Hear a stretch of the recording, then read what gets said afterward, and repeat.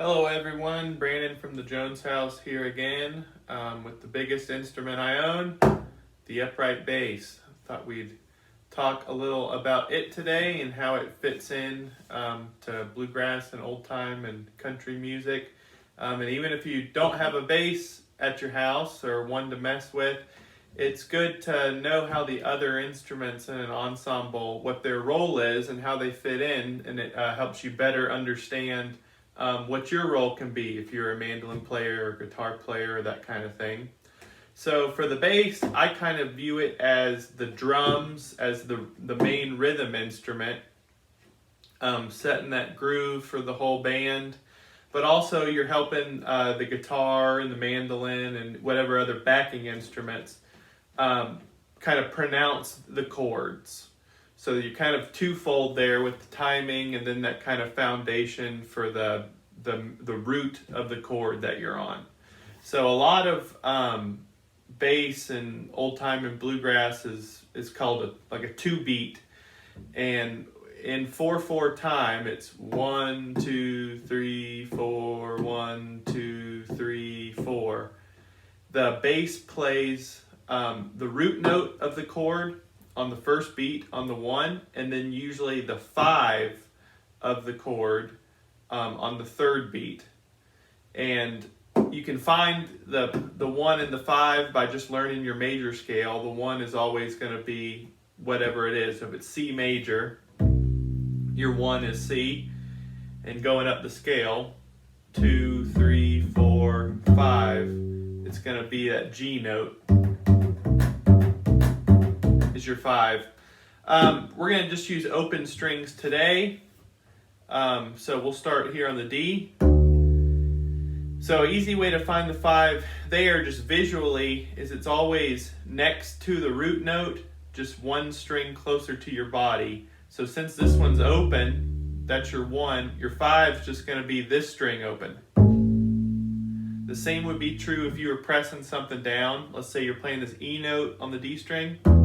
The 5 is just going to be, just move your hand one string over closer to you, the same spot. That's going to be your B note, and that's going to be your 5. So that's one way to quickly figure it out without having to do the scale, but the scale is kind of lets you know how it works out.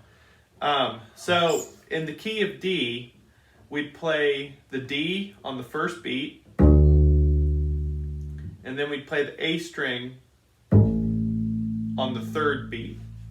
So really slowly, that's 1 2 3 4, 1 2 3 4, 1 2 3 4, 1 2 3 4, 1 2 3 4, 1 2 3 4. So there's one thing to also say about that is I'm doing a little bit of muting.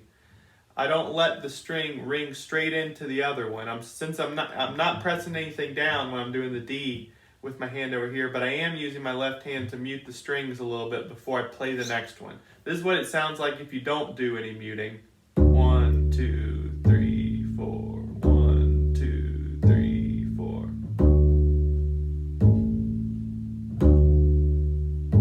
And it sounds fine now, but once you get kind of playing fast,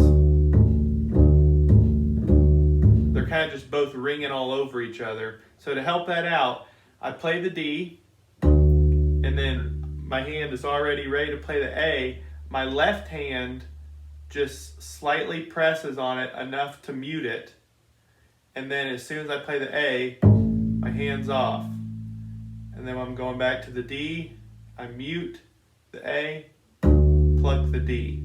So 1 2 3 4. You can see my left hand coming on and off.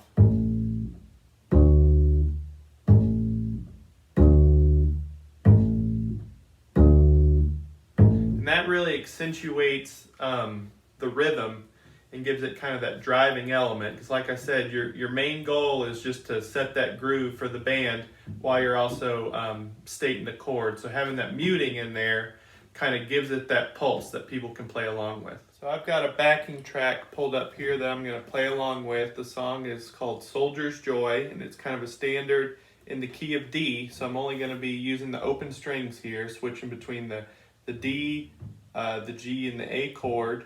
So all I'm going to be doing with the left hand here is just doing some muting, but this will kind of give you an idea of what the bass would sound like playing in a group on this song.